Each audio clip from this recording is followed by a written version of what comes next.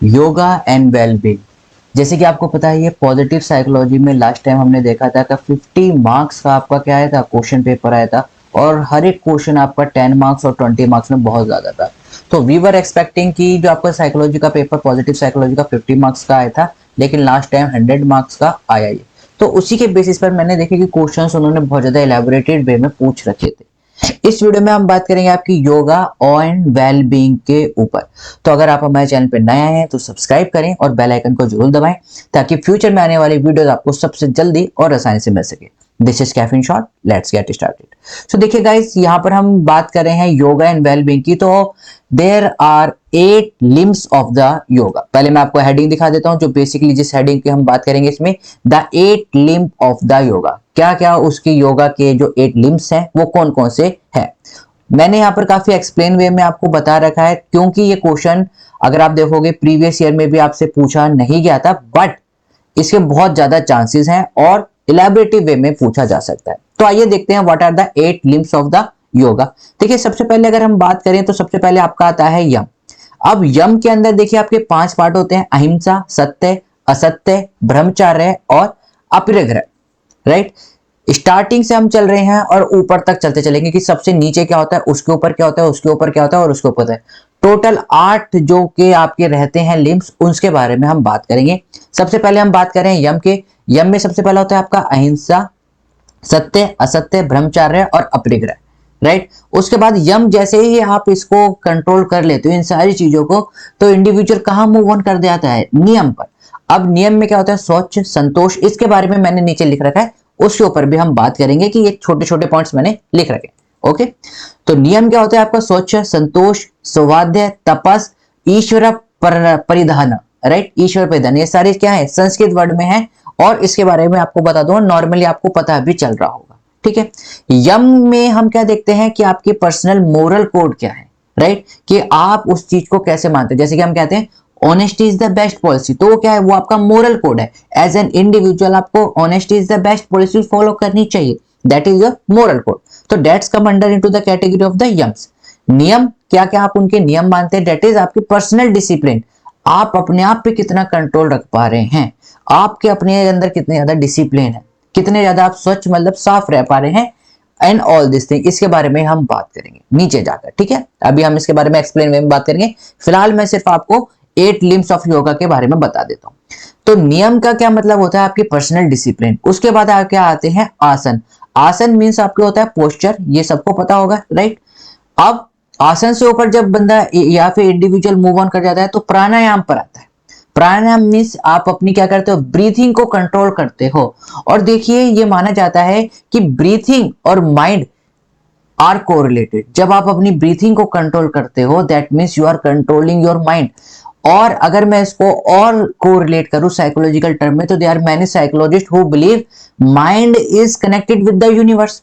देखिए, आप ब्रीथिंग को कंट्रोल कर रहे हो, आप अपने माइंड को कंट्रोल कर रहे हो, और माइंड किससे कनेक्टेड है, यूनिवर्स से। दैट मीन्स समहाउ आप जब ब्रीथिंग को कंट्रोल कर रहे हो तो आप यूनिवर्स से कनेक्ट हो रहे हो। Right.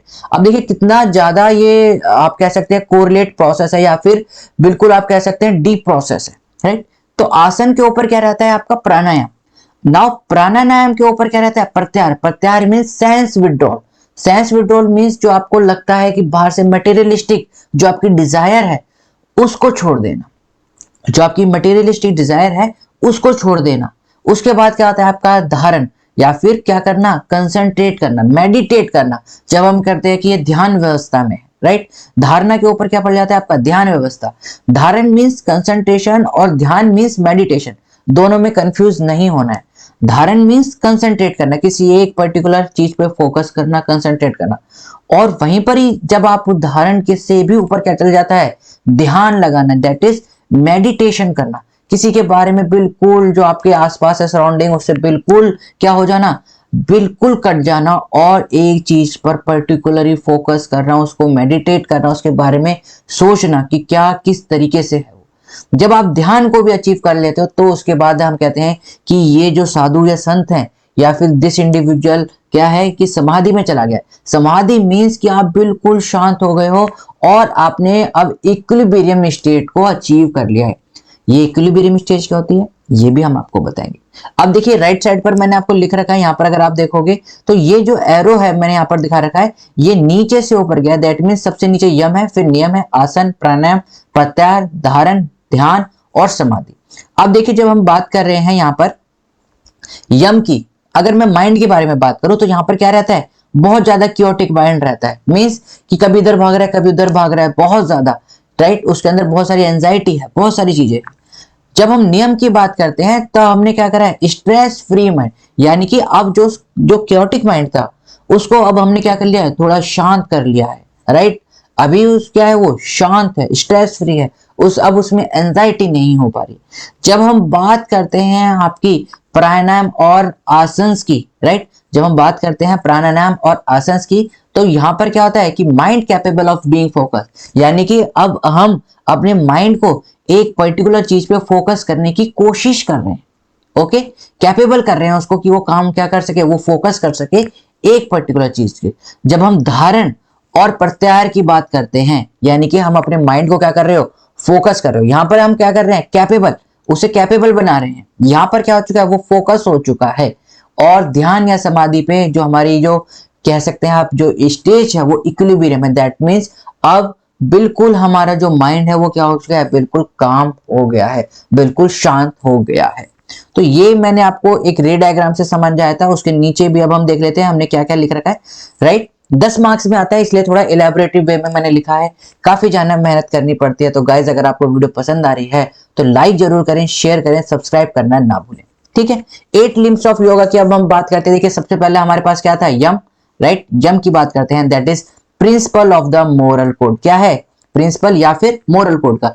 Yamas are the moral rules and the sense of integrity focusing on our behavior and how we conduct ourselves in the life। क्या क्या है कि जो हमारे moral rules है, जिस तरह से हमें सेंस ऑफ इंटीग्रिटी मिलती है, हमारा बिहेवियर कैसा है, हमारे बिहेवियर पे हमें फोकस करना कि what we are doing is right और रॉन्ग, राइट, और किस तरीके से हम अपने आप को महसूस करते हैं, किस तरीके से हम अपनी लाइफ में इनिशिएट कर रहे हैं, that's come under into the category of the यमास, okay. अब यम के अंदर मैंने क्या बताया, 5 रेस्ट्रेंट यानी कि क्या क्या रुकावटें हैं। अगर मैं पतंजलि के हिसाब से देखूं, दैट इज अनदर ए आयुर्वेदिक चीज, तो यहां पर हमने 5 लिख रखे, 1 2 3 4 5, सेम उन्हीं पांचों की अब हमने यहाँ पर बात कर रखी है। अहिंसा दैट इज नॉन वायलेंस, सत्य यानी कि ट्रूथ, असत्य यानी कि no stealing, brahmacharya that is right use of the energy. देखिए वर्ड्स को कैसे इनिशिएट या फिर लिखा गया है उसको आप देखिए, brahmacharya means right use of the energy, right, जो आपके अंदर की एनर्जी है उसको आपको अच्छी सही तरीके से सही डायरेक्शन में यूज करना। अपरिग्रह दैट इज नॉन ग्रीड और नॉन पोसेसिवनेस, किसी भी तरह से लालच नहीं करना या फिर कि ये मेरा है ये तेरा है, नो, राइट, दैट इज अपरिग्रह। तो these 5 virtues are essential for purifying the mind as only a pure mind can remain steady। अब देखिए इनकी क्यों जरूरत है, क्योंकि माना जाता है कि अगर आप इनसे कनेक्ट रहोगे तो कहीं ना कहीं आपका माइंड इस चीज में कहीं ना कहीं उलझा रहेगा, ओके। तो ये 5 क्या है, बिल्कुल वर्च्यू हैं जो कि आपको किसमें, यम के अंदर आते हैं। अब दूसरा हमारा क्या था, दूसरा हमारा था नियम। नियम के अंदर भी कितने थे आपके, 5 थे, आइए वो भी देखते हैं। नियम that is niyama, the second limb has to do with the self discipline. मैंने आपको बताया था सेल्फ डिसिप्लिन और personal discipline, personal mode of the conduct and the spiritual observance, अपने आप पे फोकस करना, और स्पिरिचुअल मीन्स जो आपकी देविक शक्ति है, जो अपने अंदर की शक्तियां भी आप उसे कह सकते हैं, उसको महसूस करना। द प्रीफिक्स नी, पहला जो वर्ड है नी, नियम में जो नी लिख रखा है उसका संस्कृत में मतलब क्या है कि अंदर की ओर झांकना, अंदर की ओर देखना, अपने आप को सेल्फ ऑब्जर्व करना कि हमारे अंदर जो एनर्जी है उसको कंट्रोल करना, राइट। अब मैंने जैसे कि ऊपर बताया था कि नियम में भी कितने हैं आपके, टोटल 5 हैं।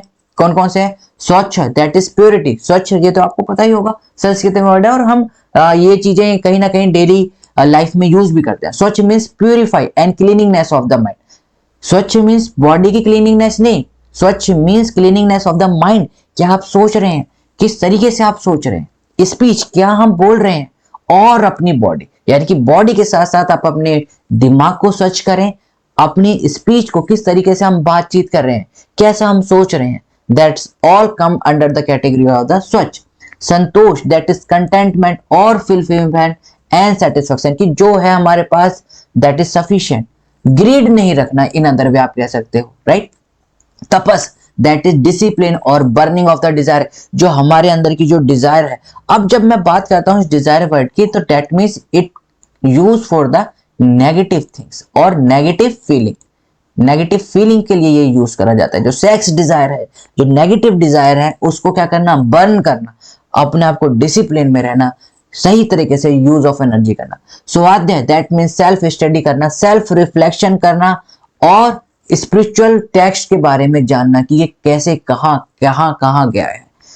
ईश्वर paridhana that means surrender to a higher power, कि अब हम आपको समर्पण करते हैं भगवान, हम आपके सामने नतमस्तक हैं, आप ही पालनदार हैं, जो आप करेंगे वही हमें क्या होगा, मंजूर होगा। अपने आप को क्या कर देना, समर्पण कर देना एक हायर पावर। जो भी आप अपनी गॉड या फिर आप कह सकते हैं गुरु जी, अल्लाह, जो भी आप जिस चीज को भी मानते हो कि वो एक हायर पावर है जिसकी वजह से हम इस वर्ल्ड में हैं, इस दुनिया में हैं, उसके आगे सरेंडर कर देना। थर्ड पॉइंट होता है आपका आसना। अब देखिए यहां पर भी हम देख लेते हैं, ऊपर भी हमने ये लिखा हुआ है आसना। अब आसन क्या रहते हैं, बॉडी पोस्चर या फिर योगिक पोस्चर। अब ये क्यों जरूरी रहते हैं, क्योंकि देखिए कुछ ऐसे पोस्चर होते हैं जो किसी पर्टिकुलर थिंग्स के लिए ही बनाए जाते हैं, right.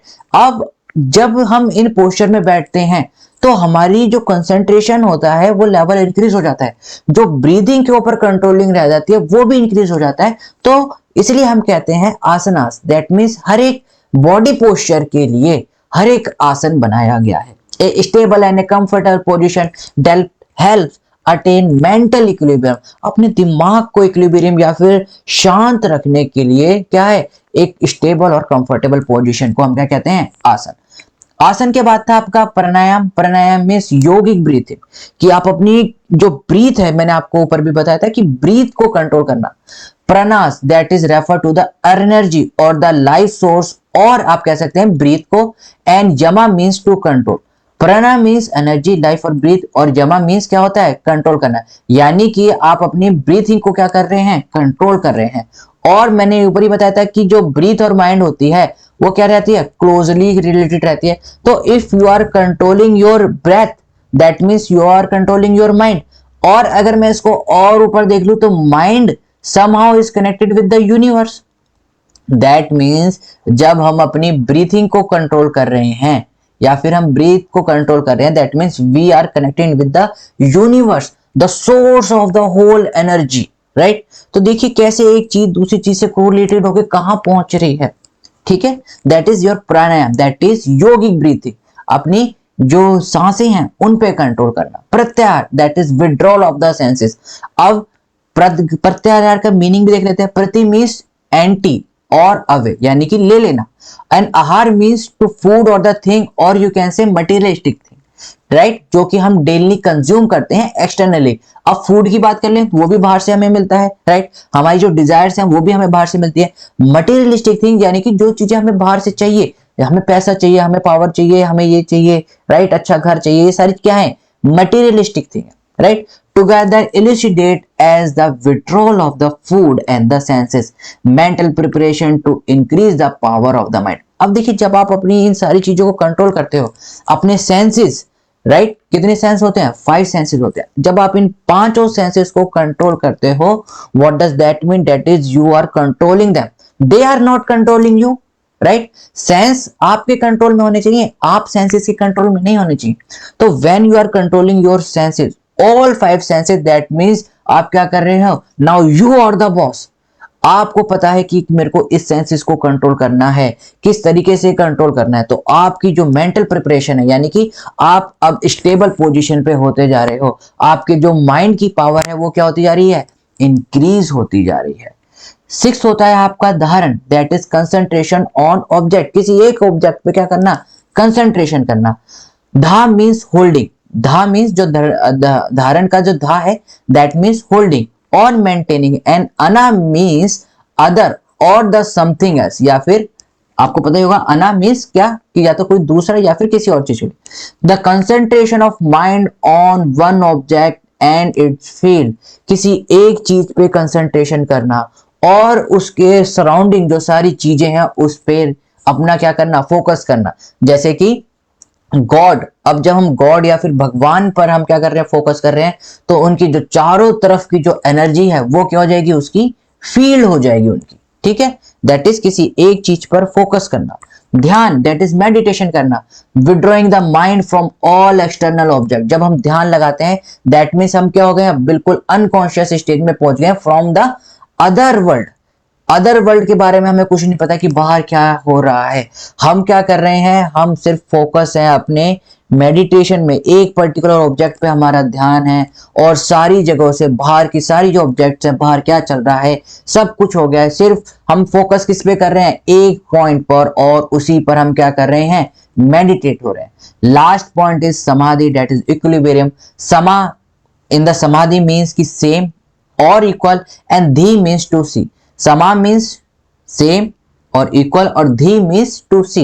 That is samadhi is the highest state of the mental concentration that one can achieve without actually leaving their body. और जब हम मानते हैं कि इन्होंने समाधि धारण कर ली है, व्हाट डज दैट मीन, कि अब ये इन्होंने अपनी बॉडी को छोड़कर ये क्या हो गए हैं, जो यूनिवर्स है, जो एनर्जी है, द सोर्स ऑफ एनर्जी, उसके साथ जाके इन्होंने अपने आप को कंबाइन कर लिया है।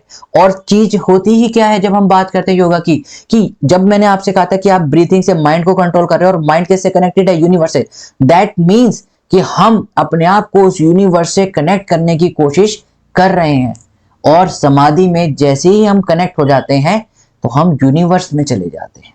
आई होप आपको मेरी एक्सप्लेनेशन समझ में आई हो, और अगर आपको वीडियो पसंद आई है तो लाइक करें, शेयर करें, सब्सक्राइब करना ना भूलें।